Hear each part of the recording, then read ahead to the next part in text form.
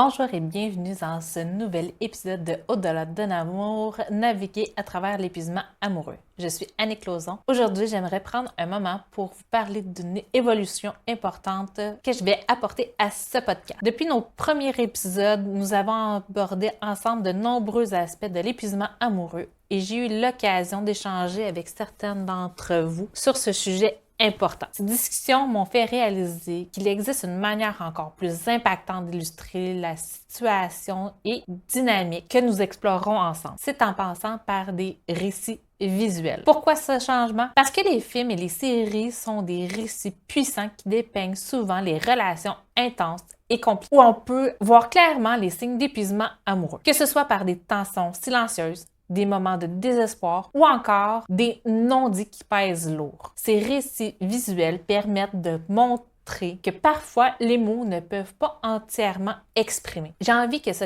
podcast continue d'être un espace où tu peux t'identifier, te sentir comprise, trouver des solutions, t'épanouir dans tes relations. En utilisant des exemples des films, des séries télé, je vais pouvoir t'offrir de manière beaucoup plus imagée des façons de reconnaître les différents signes de l'épuisement amoureux dans des situations qui peuvent ressembler à ce que tu vis ou ce que tu as déjà vécu. Alors, qu'est-ce qui ne change pas? Le cœur de ce podcast reste le même. Il s'agit toujours de l'épuisement amoureux, de comment s'en sortir, de se relever, de retrouver l'épanouissement dans ses relations, que ce soit quand tu es en couple ou que tu sois célibataire. Je continuerai d'inviter des personnes inspirantes qui soit ont eu des histoires de sujets à partager en lien avec l'épuisement amoureux, des spécialistes, des témoignages qui vont nous livrer des conseils, qui vont nous parler de leur parcours, qui seront toujours au cœur de nos discussions. Ce podcast reste un espace où l'on aborde avec bienveillance et profondeur les défis relationnels. Mais maintenant,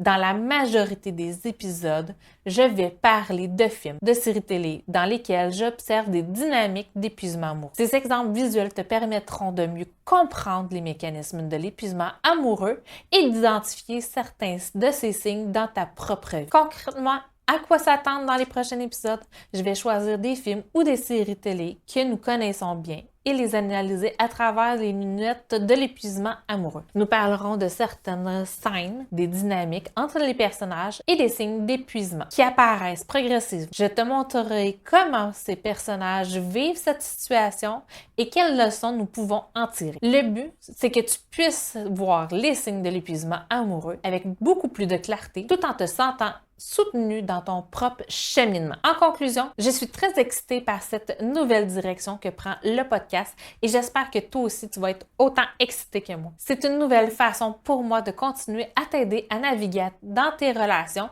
à reconnaître ce qui ne fonctionne pas et à trouver des moyens de te sentir beaucoup plus épanoui. Alors reste à l'écoute, abonne-toi si ce n'est pas déjà fait et prépare-toi pour ces nouveaux épisodes où je vais te guider à travers les récits cinématographiques pour comprendre ce que c'est vraiment l'épuisement amoureux. Si tu as des films en tête qui, selon toi, illustrent bien cette dynamique, n'hésite pas à me les partager sur mes réseaux sociaux. Tu peux toujours me retrouver sur Facebook, Instagram, YouTube. Tu peux me contacter par email au info@crzp.ca et tu peux aller voir sur mon site internet. J'ai tous mes outils gratuits qui sont disponibles dans la section ressources gratuites. Je te dis à très bientôt. Prends soin de toi dans un prochain épisode pour discuter des films qui, selon moi, représentent c'est quoi l'épuisement amoureux. Je te dis à très bientôt. Bye!